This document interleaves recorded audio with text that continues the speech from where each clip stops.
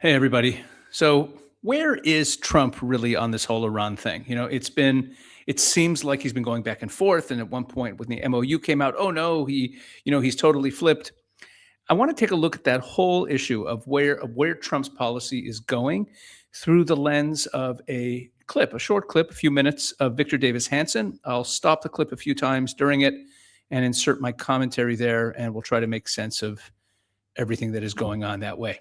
Okay, so let's pull it up on stage. Let me get it up here. Here we go. Victor Davis Hanson and play. So, Victor, I know you wanted to talk a little bit more about Iran. We did talk yesterday, but there was things that came up. So go ahead. Well, I think we're learning from Marco Rubio and commentators that the memorandum of understanding and the idea that for 60 days you were going to negotiate with this regime was impossible. In other words, it doesn't really matter who was playing bad cop or good cop. They presented a face. The elected officials said, basically, we are moderates now, and we want to be reasonable, and we agreed to your demands. But we have these Revolutionary Guard Corps, and we have the theocracy, and we don't know what to do with them. Is that the true representation of what happened, or were they huddling together and saying, "Look at you guys, you give the moderate face, and then every time we want to hit something, you deplore it. And then you say, what are we supposed to do? We have problems with these people too. And then drag it out. And we'll get close to the midterms, and then we'll get the price of gas up, and we'll get the Europeans and the Asians mad at Trump, and we can get him out of office, and then we can deal with the kind of people that we've dealt with in the past, like Obama or John Kerry, and that's what we want. So I think that's now the consensus, that's what they were doing, and I think everybody knew it along. I think J.D. Vance is a wonderful vice president, but when he said there were moderates and they were working with him in a new that was mistaken. Jack? Okay. He said a lot here, so let's unpack some of what he's talking about. First of all, I was reminded of this clip from about 3 weeks ago when the MOU first came out. Shortly after the MOU came out, Trump was at the G7. Take a look. There's some element to this where you send the vice president.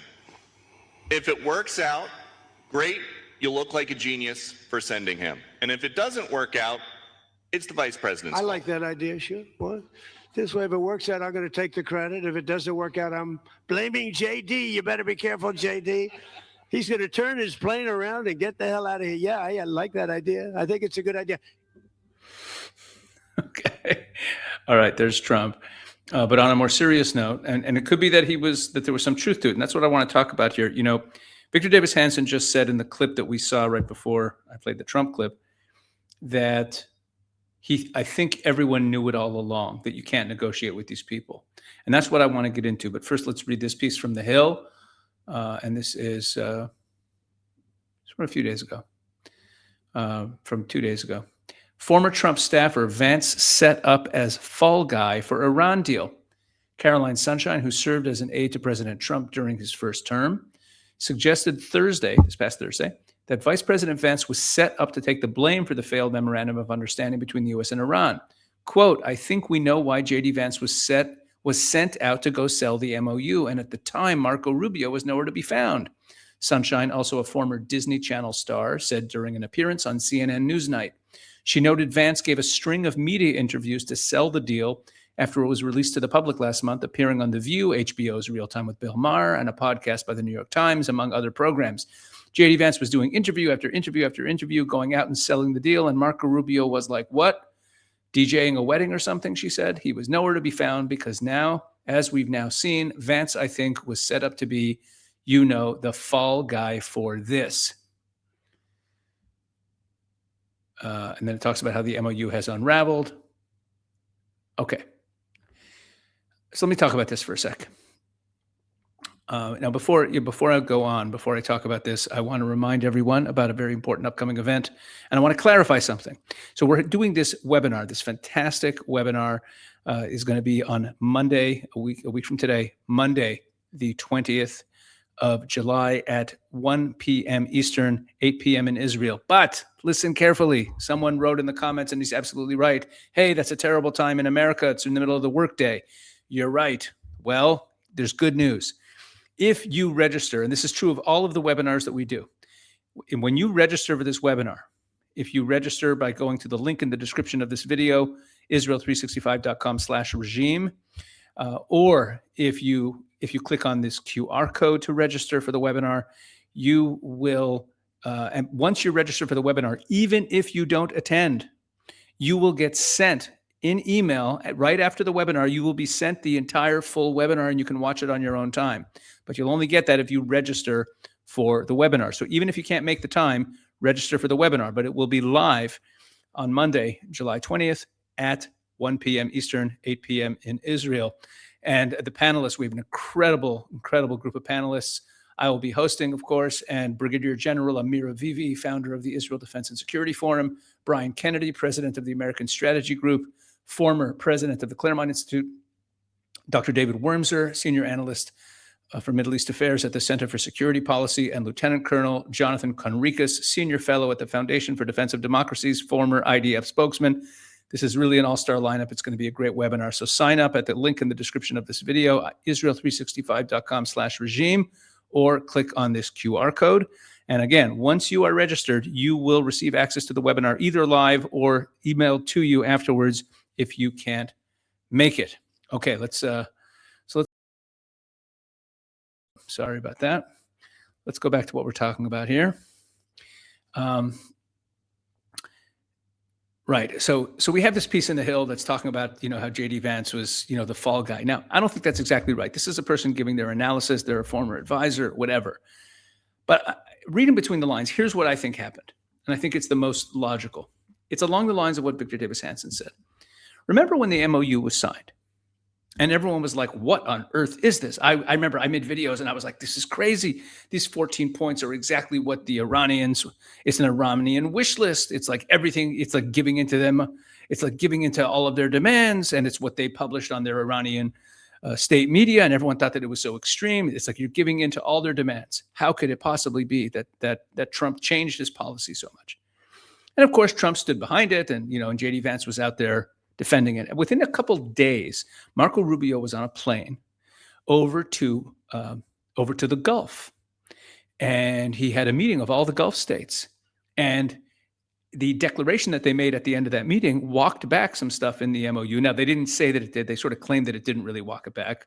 But what it did was it brought back in the issue of the ballistic missiles and the funding for the proxies. And it said under no uncertain terms that could Iran or anyone else have any control over the Strait of Hormuz, which is what I meant when I said it walked back part of the MOU, because the MOU does concede Iran's control over the Strait of Hormuz. It actually does in that clause. And we were all just like, wow, look at Marco Rubio is doing the damage control. And then we have the deal that Marco Rubio brokers in Lebanon, which completely undid clause number 1 of the memorandum of understanding. And it was a little bit confusing, but here's what I believe took place.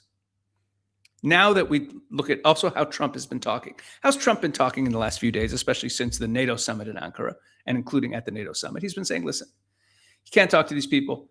As far as I'm concerned, the ceasefire is over. That's what he's been saying. The MOU is over. As far as I'm concerned, it was a complete waste of time. And he made a comment in Ankara at the NATO summit about Witkoff and Kushner. And he said, they're good guys. They want to keep talking. If they want to keep talking, they can keep talking. But I think it's a waste of time. Here's what I think happened. I think there's this faction, Vance, Kushner, Witkoff, that believe that there's someone to talk to and that they could cut a deal. And that Trump basically looked at them and said, you guys want to cut a deal? Go for it. And the other side was saying, no, it's never going to hold. They're never going to keep it. And Trump basically looked at everyone and said, listen, we need quiet now anyway. Let's do this. Cut a deal. Give them whatever they want. Let's see if they open the Straits of Hormuz. I don't believe it's going to work. I don't believe they're trustworthy. I don't think that it's going to work. But you want to try it? We'll stand behind it. We'll defend it. Let's go down that route and see how it works out. And sure enough, it's all falling apart. That's what I think is happening. Let's go back to Victor Davis Hanson. He has more to say He has more to say on these topics. So let's go back to him again.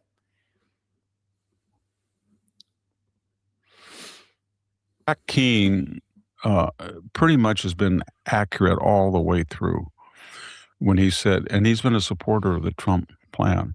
So what's the strategy now? It's for the And there he was just saying that Jack Keane has been correct, because Jack Keane has been saying all along that any deal with these people is a waste of time. So now he's just saying that Jack Keane has turned out to be correct. short term to see how gas prices react. It's hit them disproportionately, 10, 20. He's up that now. He the other day he said 10 times. Now he says 100. But we can do enormous amount of damage. And I don't know why we had not hit that rail bridge that would knock out all trade to China. It's a long distance. They have to go through various countries, but they were getting weaponry from China, and they need to hit the Caspian dock work so that they can't import things from Russia, i.e. weapons. I think they need to go back in with. And we did see that they hit that railway bridge the other day in the north that Russia was using to ship things into Iran. B-2s and hit Pickac Mountain. And anything that you see activity there with the B-2s. And if they have, I don't know if they have a supply of bunker busters. They're very hard to develop, and there's only a finite amount. And then they are taking out systematically the Mosquito fleet. It's very expensive to do that with expensive rockets on these little motorboats, but they need to keep doing that. At some point, I think he has to unload if he gets the right pretext or causation. If they really start sending what missiles they have left, we don't know how many missiles they have. They seem to be able to have volleys of 6 or 7. We don't know if they're making them or importing them from China or what. But if they continue, he needs to unload on them and then destroy the military, nuclear, industrial complex of that regime and take out the transportation hub, and then leave at least 60 days to 90 days before the midterm. And as I said the other day, leave a vestigial naval command and force, not too expensive, 10 or 12 ships, a rotating carrier, and tell the Europeans and tell South Korea, Japan, Taiwan, Australia, etc., give us 1 ship or 2 ships each, and let's just blast through and keep this open. But we don't need to have it open. That would be a magnanimous gesture on our part. And I also think Brian Kilmeade, whom I like and know a little bit. And okay, hold on. Before we get to Brian Kilmeade's comment that he's going to mention here, he just laid out something actually I think it's a very good analysis of what Trump might actually be thinking, and it tracks well with what we're seeing. You see, both President Trump and the Iranians each one of them has a delicate game that they're playing on their side with time and escalation. Let me explain. For Trump, here's where he's caught. He wants to keep gas prices reasonable / low through the midterms, make sure that doesn't upset the apple cart, that doesn't harm his chances in the midterms. On the other hand,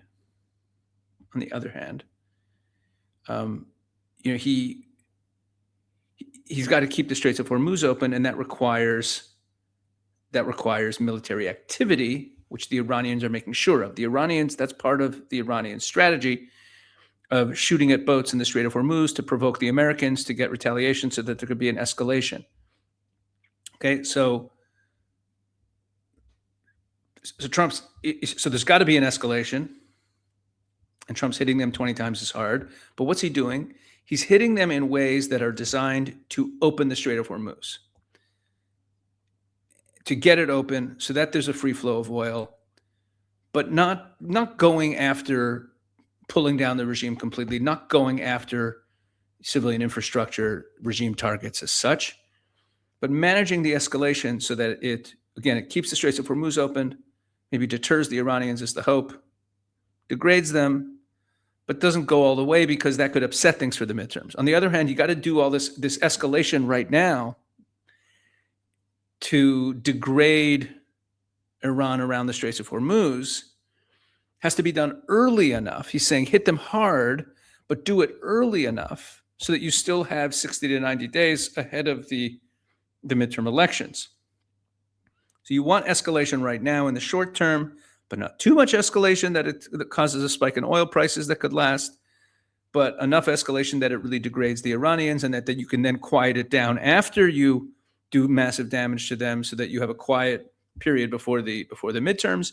Meanwhile, the Iranians also are in this delicate balance where they're trying to escalate because they can't let the Strait of Hormuz be completely open, because then they've surrendered their major piece of leverage. They want to show that they have control of the Strait of Hormuz, but they don't want it disrupting so much. In other words, they want to escalate because if it's quiet, that helps Trump. Their number one goal right now is that Trump lose in the midterms, because when they look strategically, really downrange, long term, the biggest gain they could make in this war, the biggest turning point for them that could lead to their survival, as far as they see it, is Trump losing in the midterms. So they want things to be, if things are too quiet, then the American voter is happy. So they would need escalation, but they don't want too much escalation that it leads to damage that they can't sustain. Meaning there's this, it's an interesting game of chicken. He suggested that the era of Kushner and Witkoff has now run its course, to have special envoys going back and forth in Ukraine. And one of the reasons he said that is that somebody who deals with Iran must have intricate knowledge of how that regime functions and thinks over 47 years. And the problem with business people is they deal with entities in a whole different context. They don't go back and look at the history of 50 years of this company or this CEO. They just do it in the here and now. And they think everything is transactional. They don't understand radical Shia theocratic ideology. And so I think Marco Rubio has people in that State Department, which is completely different than Joe Biden's, that know that. And I think his team should be negotiating. I agree with Brian on that. Okay. It's a very interesting point, what he says from Brian Kilmeade. So I want to show you a few things. So this is from 3 days ago. Vance, Witkoff, Kushner in contact with Qatar over Iran diplomacy. Vance, Witkoff, Kushner, there they are. U.S. Vice President J.D. Vance, Special Envoy Steve Witkoff, and Jared Kushner have been in contact with Qatari officials this week as part of diplomatic efforts related to Iran, CBS News reported Friday, citing a source familiar with the discussions. The report said the context came as Qatar, Pakistan, and other mediators sought to ease tensions following the recent escalation between the United States and Iran, though it was unclear how much progress had been made. And then the next day, Vance, Rubio, Witkoff, and Kushner, notice Rubio's now in there, to skip Amman talks. U.S. Vice President J.D. Vance will not travel to Amman, while Secretary of State Marco Rubio, Steve Witkoff, and Jared Kushner will not take part in the talks there. Okay, and I think there's a good analysis here in Israel Hayom from last week. The message from Witkoff and Kushner that led to the renewed strike on Iran, and this is talking about when the strikes renewed last week. This piece is about 5 days old. The U.S. strikes overnight between Tuesday and Wednesday from last week were accompanied by opposition and debate within the administration between the Vance, Witkoff, Kushner camp and Secretaries Hegseth, Bessent, and Rubio, along with CIA Director John Ratcliffe. The dispute reflects the core of the American dilemma over how to manage the problematic situation that has emerged, namely the violations of the agreement alongside the renewed sanctions and concern over full closure of the Strait of Hormuz. And then Trump ordered strikes. Now, Trump's decision to launch a strike came after envoys Witkoff and Kushner reported that the Iranian negotiating partner, Foreign Minister Abbas Araghchi, had said that he could not guarantee that the IRGC would not continue firing on ships and tankers crossing the Strait of Hormuz. The statement effectively ended the attempt to reach an understanding with the IRGC over a temporary lull in the mourning period for Ali Khamenei, etc. Imports to Iran had resumed, mainly food and medicine, but industrial equipment intended to repair damage but also industrial equipment intended to repair damage from the war, meaning the blockade's been lifted. Iran doesn't want to have the blockade come back, so they're also, that's part of their delicate game, as I talked about before. The longer-term outlook remained pessimistic, with officials determining that there was a low probability of reaching a full agreement between Iran and the U.S. on entering a war. on ending the war. So, and then it talks about Trump's various options that he has. He could reinstate the blockade. He could put back sanctions, where I think he has announced the return of sanctions today. So the end of the Witkoff-Kushner would also be the end of Vance's approach here. And I think now that I think about it in retrospect, piling on President Trump for the MOU was so premature, and I even did advocate for some patience and some let's calm down. But I think when we really look back on it and where things are now, that I think my read is accurate. That President Trump basically said to the guys who wanted to make a deal, he wanted quiet anyway. He says, listen, you guys want to go ahead and make a deal, go ahead. You make whatever deal you want. I'll stand behind it. But if it falls apart, it falls apart. Like, give it a shot. Go for it, because we need quiet anyway. Knowing full well, Trump I think he knew full well that it would not hold, and therefore he had no problem promising around whatever they wanted if they would just open the Straits of Hormuz, because this is a way to show, look, you see, they never meant it anyway. Anyway,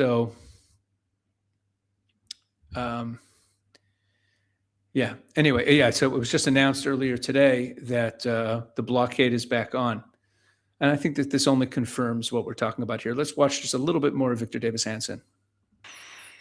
It seems that from Trump's perspective, if I were Trump, that you would need to, I would just ask the military, you neuter those people as best possible in the next few weeks so that then we can sit on it until after the election. I think that's the plan. And, it seems like that's the plan. I think that is the plan. And I think they don't understand Trump. He's fluid, he's transactional, he's unpredictable, he's predictable, he's mercurial, he's calm, but they don't know what he's going to do. But if you push him long and hard enough, he will do something. And he's at that point now. Okay. And on that note, we'll just end with this quote, my favorite clip of President Trump. This is from before he was ever elected president, before he was even the Republican nominee. This is from April of 2016, more than 10 years ago now, giving his first ever full foreign policy address in April of 2016. And there's just this few seconds that are amazing. He's talking about dealing with enemies. And then there's ISIS. I have a simple message for them. Their days are numbered. I won't tell them where, and I won't tell them how. We must